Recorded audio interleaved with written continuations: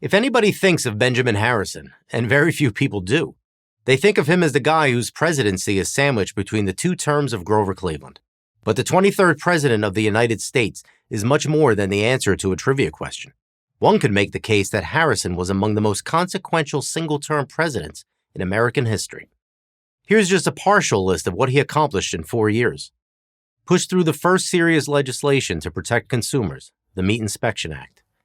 Promoted merit over patronage as the basis of government employment, appointing a young, brash reformer named Theodore Roosevelt to the Civil Service Commission. Added 6 Western states to the Union, a presidential record. North Dakota, South Dakota, Montana, Washington, Idaho, and Wyoming. Designated 22 million acres as forest reserves, establishing Sequoia and Yosemite national parks. Signed the Sherman Antitrust Act, enabling the federal government to break up monopolies. Made America a legitimate naval power by adding over 24 steel ships to the fleet. And established Ellis Island, bringing order to the nation's immigration process. There's a reason why Frederick Douglass, the great civil rights leader, said of Harrison, "We never had a greater president." As much as any president in the second half of the 19th century, Harrison was repelled by the injustices inflicted on Black Americans. He was committed to doing something about it. When and under what conditions is the Black man to have a free ballot? When is he, in fact, to have those full civil rights which have so long been his in law? He answered the first question by endorsing legislation to protect Blacks' right to vote. That right had been enshrined in the 15th Amendment, but it was being subverted by the Democrat-dominated South. Had he not been opposed by every Democrat and undermined by a few Republicans, the institutionalized racism of Jim Crow might have been an historical footnote rather than a terrible stain on America's history.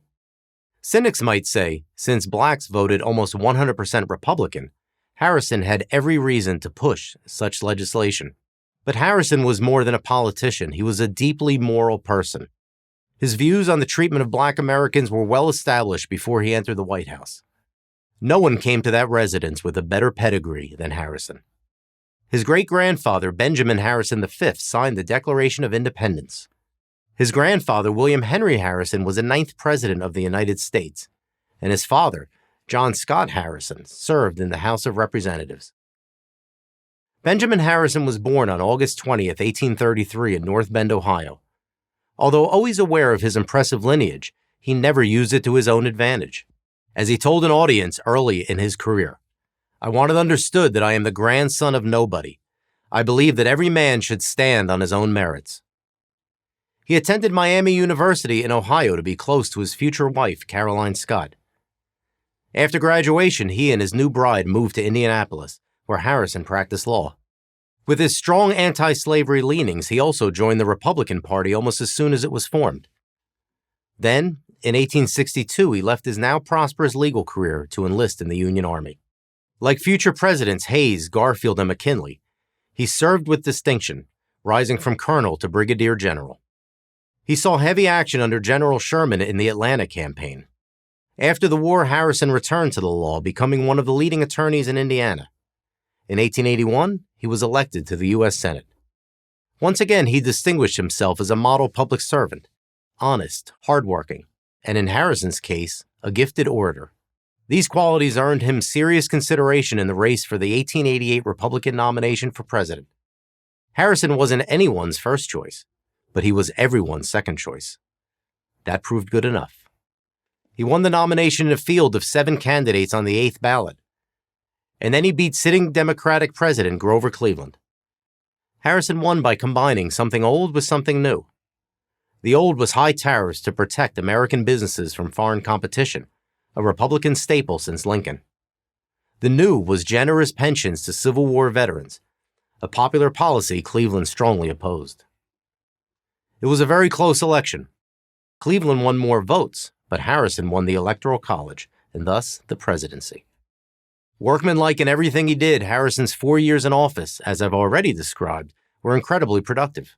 In 1892, Harrison was again opposed by Grover Cleveland, but this time, several factors worked against Harrison.